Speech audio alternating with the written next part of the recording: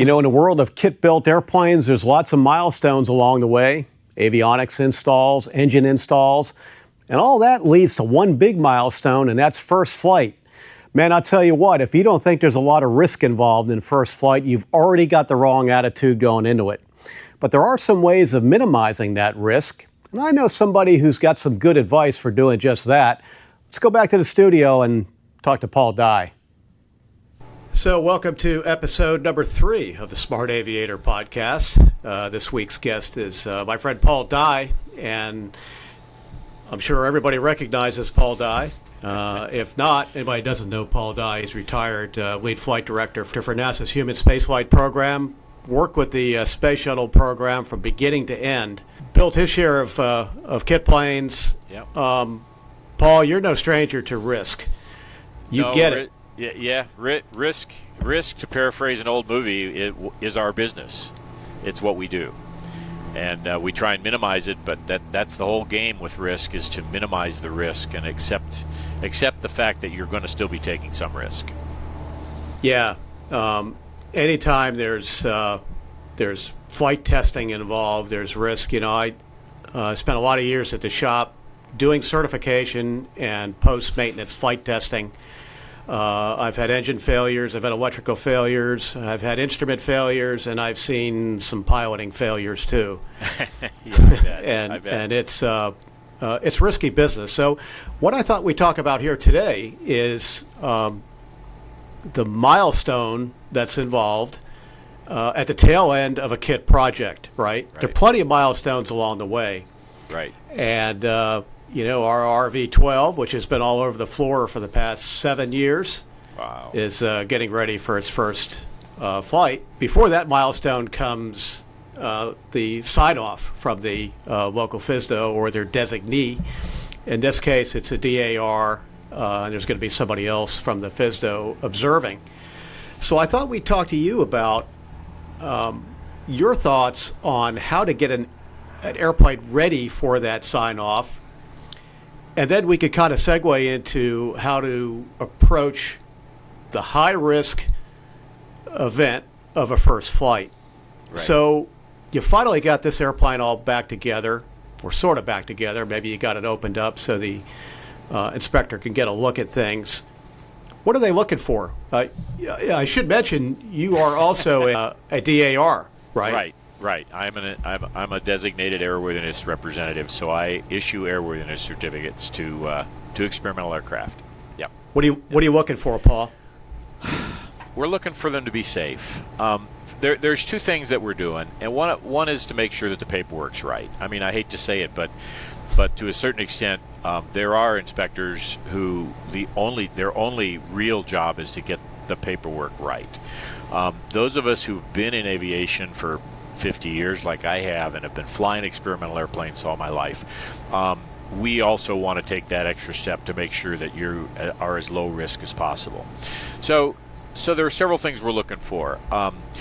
The first, on a very, very practical level, is I tell people, have it opened up as if for a condition inspection.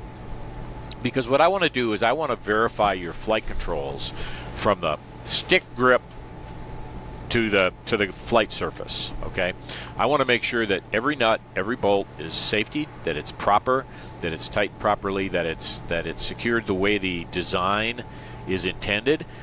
There are things on aircraft which are not always done the same way. Even in certified aircraft, you know, there are things that you look at and say that doesn't make sense. That's a control surface hinge. It's supposed to have a castellated nut and a cotter pin. Well, not necessarily. If it's a ball joint, then you use a regular bolt and a fiber lock nut to secure that, because you're holding it in tension and you're squeezing the center bearing. So it takes, on an inspector part, we've got to have a broad spectrum of knowledge of how airplanes are built and why they're built the way they are and why they are designed, so that we can look at things and say, hey, yeah, that's acceptable, or no, you didn't quite get that right. So again, back to this, we're looking at everything from the stick grip through the push rods, through all of the connections, all of the. If it's a cable control, we're looking at turnbuckles. If it's a push rod control, we're looking at bell cranks. And we want to make sure that you haven't missed anything. It is so easy for people to miss a piece of temporary hardware that they had in there because they've been staring at it and working in it for years, and their intention was, I'm gonna use hardware store bolts so I don't wear out my good ones until assembly, and that's okay. But what I do with my hardware store bolts that I use for temporary assembly is I spray paint them fluorescent orange so that I know that they're not part of the aircraft hardware. Okay. Then the other big thing we're looking at is we're looking at firewall forward, making sure that all the hoses are connected properly, that they've got the proper amount of slack. I have seen guys that had stretch tight hoses going from their firewall to their engine, and I said, as soon as that engine cranks over and it moves, it's going to rip the end right out of that hose. So we're looking at all the connections for fuel and the like. What we're basically looking for, Larry, is anything that can kill you.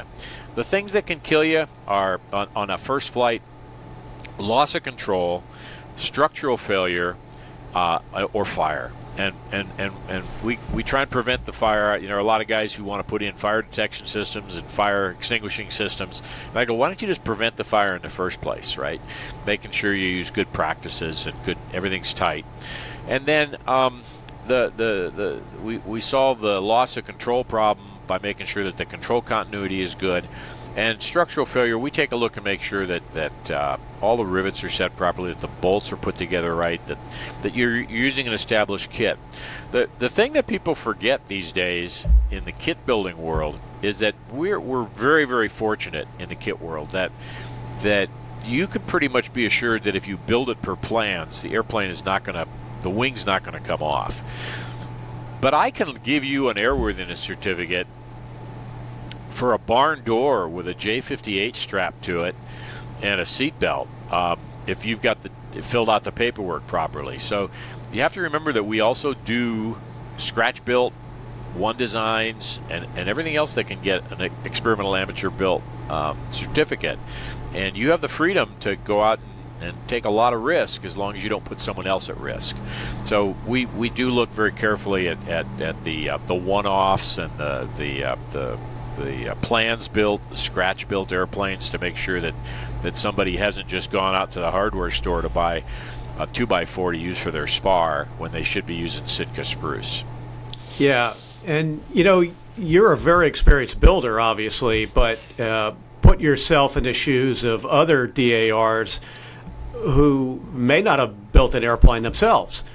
Right. So I guess you can qualify for a DAR without having built an airplane, although that's extremely rare for that to happen.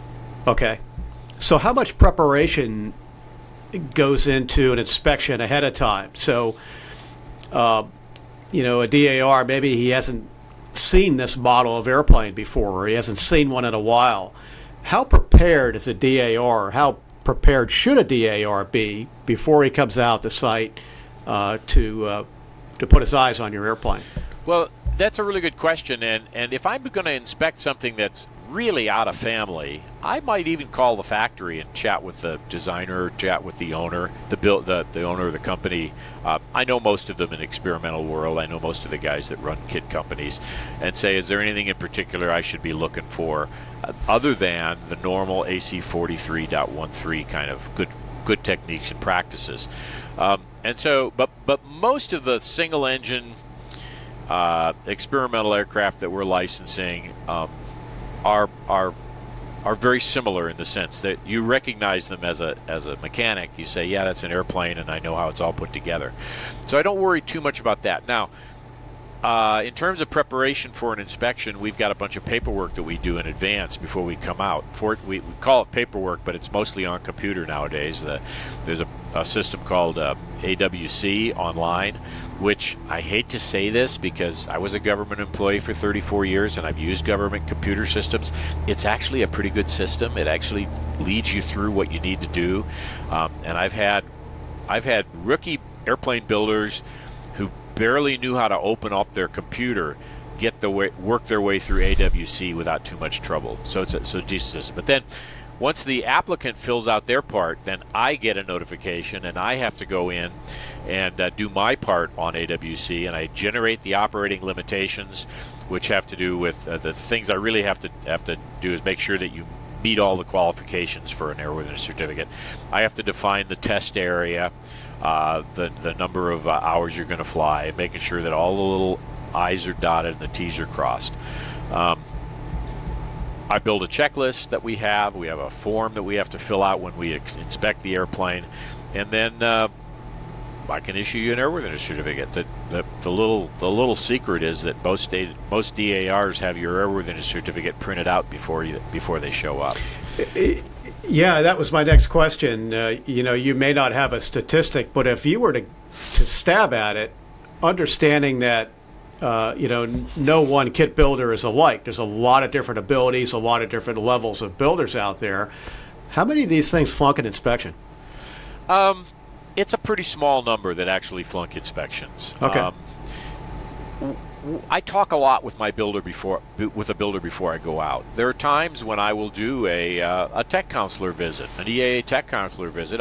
I wear many hats, Larry. I wear a DAR hat for the FAA. I wear a tech counselor hat for the EAA. I wear a flight advisor hat for the EAA, and so sometimes I'll do a tech counselor visit first and make sure that they're on the right track. Especially if I talk to the fellow and find them to be a real rookie builder with some basic questions. I don't want to waste their time or my time doing a DAR inspection, and then the last thing I want to have to do is write a denial letter, because frankly I've never had to do that, and I understand it's painful. So yeah. It's more likely we're going to find the problems before we do it. And talking about preparation, let me give you the biggest single thing that a builder can do to prepare, and that is to have a yellow sticky party before their inspection. And by what that I mean, open the airplane up, invite your EAA chapter to come by for burgers and brats, fire up the grill, go out and buy a packet of these multicolored, sticky notes, and give each person a different color of sticky note, and tell them to just crawl all over the airplane and put a sticky note anywhere that they see something that they don't like. When you get done and the barbecue's over and you put the grill away and everybody's left, the airplane's going to be covered with sticky notes. Now, you already inspected it. You thought it was ready for inspection, but you're going to find all these sticky notes all over it. About 90% of those sticky notes are going to be, yeah, I know that rivet was not set really well, but it's fine. I don't care about it. 10% of them are going to be, holy smokes, I missed that jam nut. Wow, I didn't realize that I hadn't put a cotter pin in my seatbelt bolt. And so about 10% of those things people are going to find. Now, you've just had a whole bunch of builders go over the airplane. It's going to be in good shape by the time the DAR gets there. So I recommend that to all the people that I'm going to be inspecting, that they have someone go over it before, they have a group go over it before I get there. Yeah. Let's move to flight testing. Sure. Man, oh man, it's risky, isn't it? It can be. I've had even on standard type kits, I've had interesting problems on first flights, and I've done a lot of first flights. Yeah. What scares you the most, or what concerns you the most? The things that I'm most concerned with are those three biggies that I talked about: structural failure, loss of control, and fire. And I will, if it's an airplane that I've built, I make sure that I have numerous sets of eyes look at everything, so that I'm not going to lose a flight control or have a flight control jam. I have numerous eyes look at it to make sure that all the hoses in the fuel system are in good shape, because fires just don't start if you're put together properly. And I generally don't worry about structural failure if it's an established kit. What I do to mitigate those risks, if the airplane is something that I can get out of, I'll wear a parachute.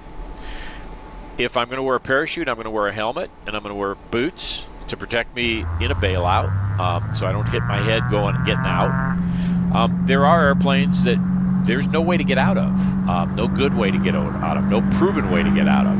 In which case, why restrict yourself with a parachute? If it's an established type kit design, and there are thousands of them flying, fire suit. I almost always wear a fire suit on first flight because why not?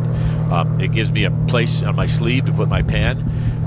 It's got pockets all over, and it gives me fire protection. So a fire suit's a good thing to wear. If I'm not wearing a parachute, I wear flying boots, driving boots, which give me a very good control control feel. Yeah. And I generally will wear gloves on a first flight, fire retardant gloves, and I might wear the helmet on the first flight just in case the engine quits and I end up going off the end of the runway. Mm-hmm. The other thing I do to prepare myself before first flight is I will always go up and do power off landings.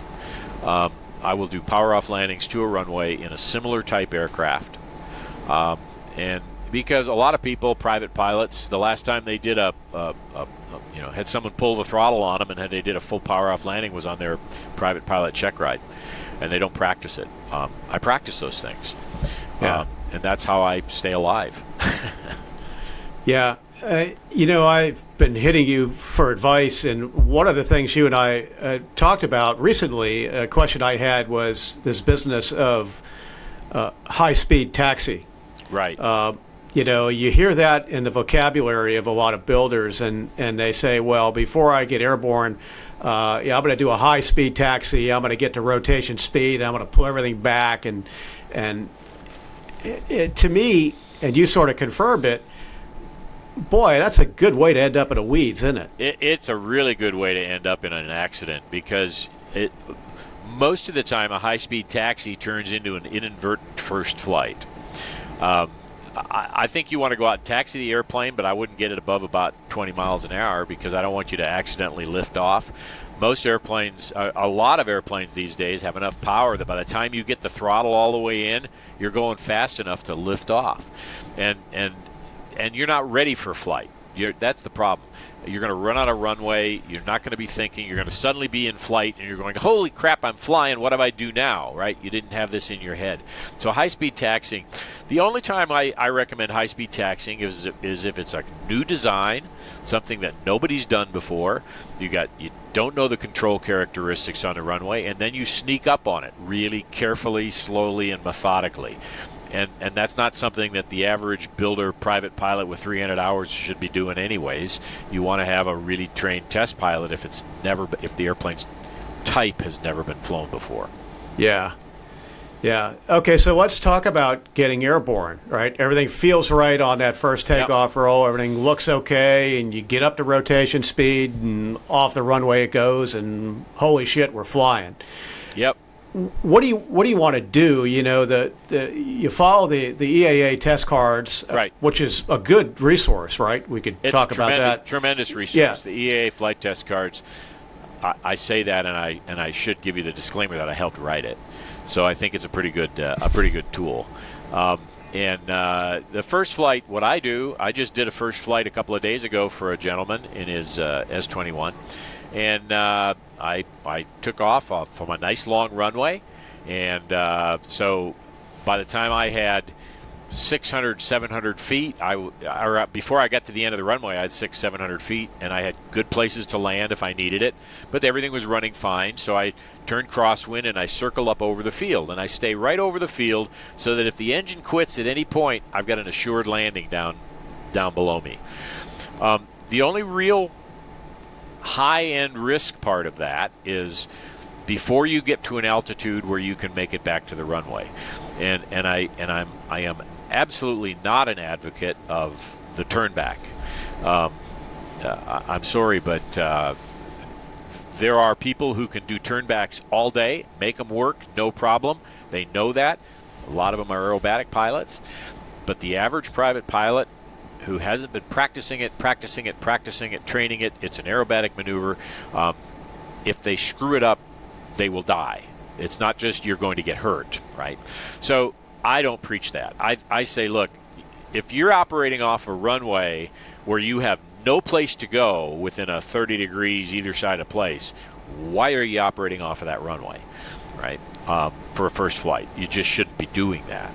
And as a matter of fact, as a DAR, we have airports where we can't issue permission to go to do a first flight out of them, because they're surrounded by city, and that, sorry, you're going to have to take the wings off and haul it out into someplace less populated.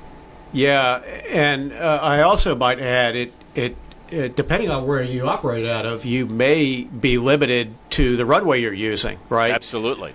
Here at Hartford Brainerd in Connecticut, along the Connecticut River, if you take off to the north, which is runway 2, you've got lots of population. You've got neighborhoods. You've got a city. Yep. There are really no good choices engine out, taking off to the north.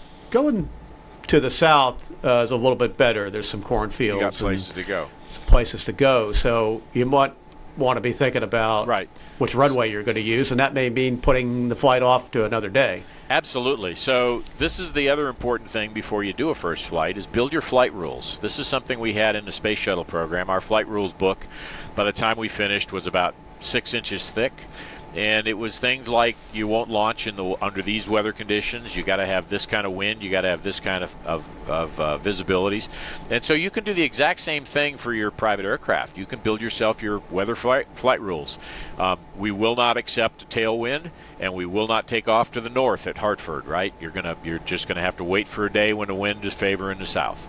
And you're going to have this kind of visibility, this kind of ceilings. And when you get to the day of the first flight, you look at your rules and you say, guys, I'm sorry, we're not going. Let's go to the restaurant and have breakfast instead. Yeah. Yep. And that, I got to tell you that as a Space Shuttle flight director, I know we scrubbed way more launches than we actually flew during the history of the shuttle program, and nobody remembers it. Nobody will ever care or remember that you scrubbed. But if you take off when you shouldn't have, you will never hear the end of it. Yeah. Yeah. So my sense is don't plan on doing a lot on that first flight, right? No. Right. You know, you get the thing airborne, you climb. So the first thing you're looking for is control inputs, right? Yep. You want to... Yep. You want to make sure that all 3 controls work, everything's harmonized, everything's in good shape. I mean, if you take off and the stick's connected backwards, you want to be 3 inches off the ground so that you can slam it back down and not have to worry about control. So you're going to check controllability when you go up. You're going to circle over the field. You're going to check your gauges, make sure the engine's not overheating, making sure that your oil temperature's doing fine, that everything looks good. Don't set too many alarms, because if you are operating with normal alarms, you're going to find that you're going to be getting alarms all the time, and it's just because the engine's new, it's breaking in, the temperatures are higher than you expect, and you're going to be dealing with those alarms. You don't need them. And then check the airspeed indicator, make sure that it's looking reasonable. Check it against ground speed. If you know that the winds are low, you can check it against ground speed to make sure it's reasonable. Get a couple thousand feet over the airport, slow it down, feel the slow flight, do a very gentle straight ahead stall brake, look at the airspeed indicator. What's the stall speed? I don't care whether it's reading 10, 40, 65, or 700 knots. Now you know what the airspeed indicator is telling you at the stall. So you can fly your first approach with a reasonable level of safety, knowing when the engine's going to stall. Okay, thinking about the landing already. Right, you're thinking about the landing. And then once you've done that stall, do a practice approach. Just to get it through your mind, but do it at 3,000 feet. Fly down a runway on downwind, turn a base, pull the flaps when you want to do that, right? Trim it for approach speed. Say I'm gonna pretend that the runway is at 2,000 AGL, and I'm gonna do a flare right at 2,000 AGL. So what you're doing is you're grooving, you're rehearsing, you're saying, yeah, how much control does it take to make my downwind to base turn, my base to final turn? Where do I want to put the flaps in? If you want to use flaps, where am I going to put the gear down? Yeah, let me stop you there. I don't know if I saw that on the test card or maybe it was part of the van's flight test procedure, but I thought I read that first flight, no flap landing. It depends on the airplane. Okay. If I forget. I haven't done an RV-12 for a while, but most light airplanes, that stall in the 50 knot range will do fine with a no flap landing. What you don't want to do is in a high performance airplane, especially something with retractable gear and the like, is you don't want to change the configuration too radically because something could go wrong. And so I don't think I'd want to land a really fast mover without flaps on the first flight. Right. But do what your test card suggests. Yeah. And one more thing. What about flying with a crew of two? These are airplanes that are single pilot airplanes. Obviously, they're not jets. Right. Right. Maybe it might be, but for the most part, a piston kit plane. Do you want to go do the first flight test with another pilot on board? Well, that's a good topic of discussion. Now, up until 10 years ago, that was you couldn't do it.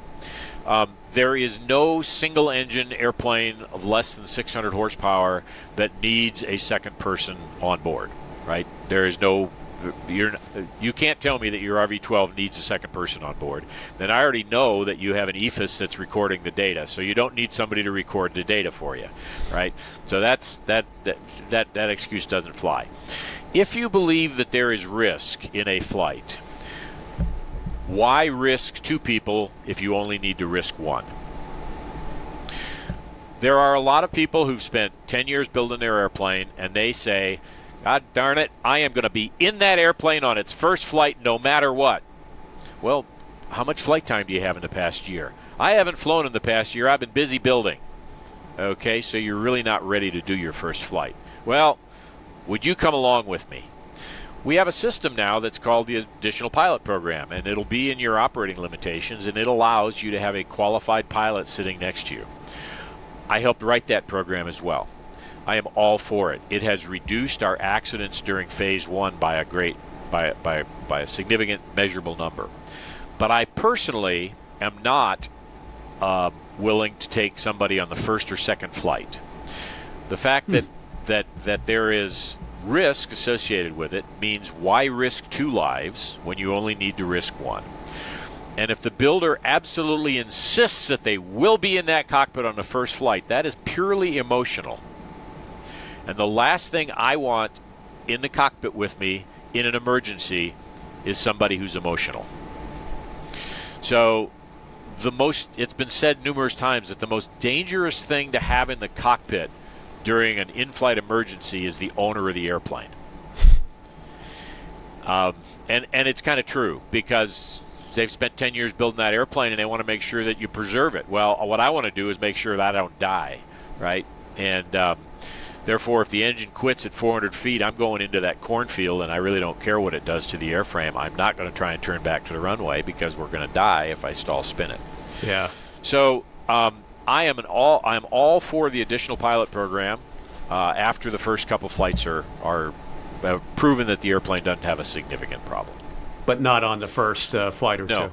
No. And let me be fair. There are many guys, very high level guys that I respect who will do your first flight with you in the first flight. That does not meet my risk criteria.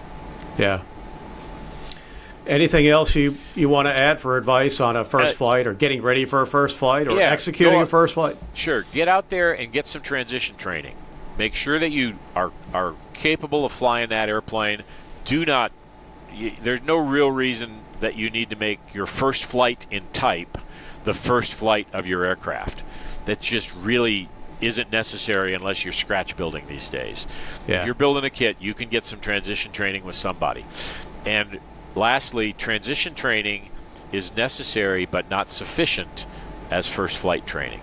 So you need to evaluate your own skills and your own level of readiness to do that first flight. If you take a look at the Additional Pilot Program, you'll see that there's a table in there that tells you what we believe were the necessary experience and currency levels for the additional pilot. We couldn't mandate what you needed to have as the primary pilot. But if you read between the lines, you'll realize that those tables really tell you what we think you should have to be the primary pilot. Okay? Well, one last thing we do on this podcast is we always put the guy on the spot here. And Paul, what is your favorite experimental airplane? You know, you're going to get me in a lot of trouble with the industry, and they're all my friends, right? The answer to that is whatever airplane I'm flying at the time that's doing the job it needs to do. I dearly love my RV3 for flying aerobatics, and I dearly love a Carbon Cub or a Kit Fox or something else for dropping into a short field out in the mountains of Idaho. So whatever airplane is doing the right thing that it needs to do at the right time, and I have many, many favorites. And there are a couple of them that have tried to kill me, and I'm not going to tell you what those are because I know that nobody else is flying them now. Yeah. Okay? Well, thanks a lot, Paul Dye, for being guest number 3 here on the Smart Aviator podcast. I'm Larry Anglisano, and thanks for watching.